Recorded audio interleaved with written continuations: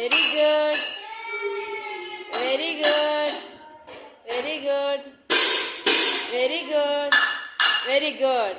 ఇప్పుడు ధను కూర్చోయిల్లు నీ సీట్లో.